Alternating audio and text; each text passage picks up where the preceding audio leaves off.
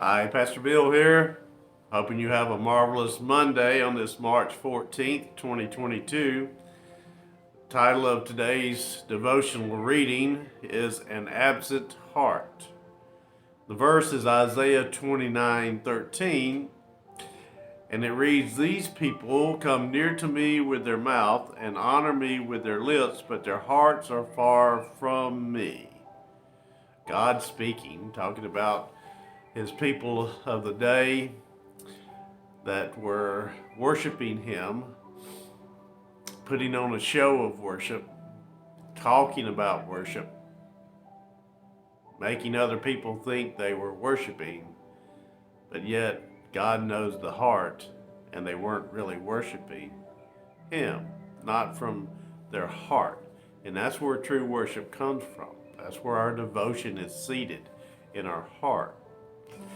We can talk about it, we can put on a show of worship, but God knows the intent of the heart. E.M. Bound writes, "Devotion engages the heart in prayer." In other words, if we're devoted to God, we will just naturally flow to that time of prayer. It'll be something that just flows out of us because we're devoted to God, and that draws us. It draws us to God. It is not an art. It is not an easy task for the lips to try to pray while the heart is absent from it. Uh, that's why some people find it so hard to really pray to the Lord, is that their heart's not in it. It becomes a chore.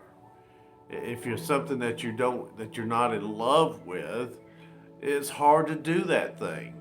And prayer is that way as well. If you don't love the Lord, and if you don't love communicating with him, then prayer becomes a chore. It's not something that just flows out of us.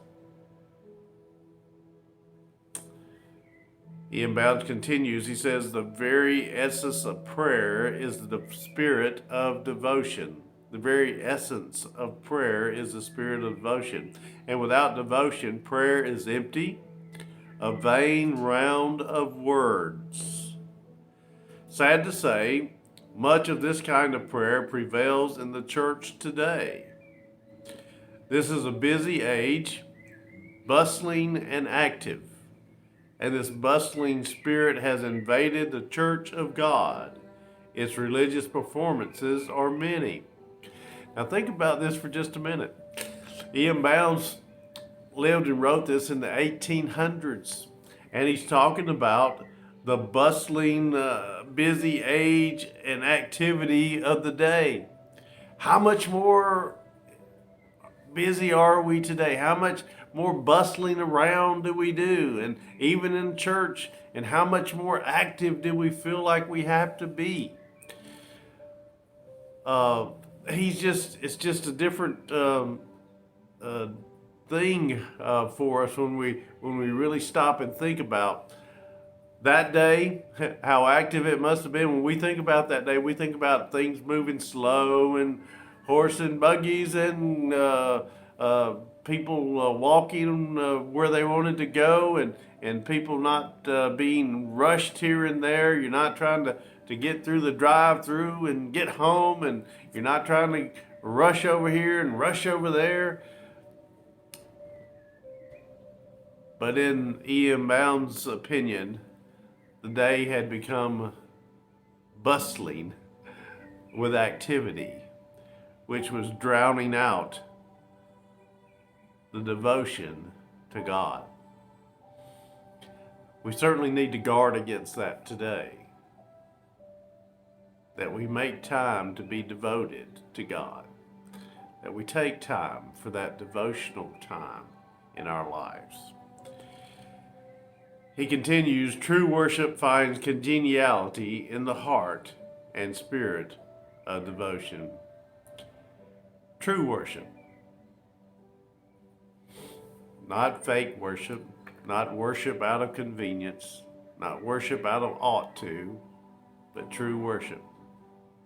True worship finds congeniality in the heart and spirit of devotion. When there's a true spirit of devotion, there shall flow naturally out of it a true worship of the Almighty God, the Holy One. Ian Bound's prayer is, Lord, I want to engage all of me when I come to you in prayer. Please give me a heart and spirit of devotion so that I can truly worship you. Yes, Lord, give us that true heart of devotion, a heart of love for you. Help us to love you more, that we may worship you more fully. You be blessed today on this Monday, and I'll see you tomorrow.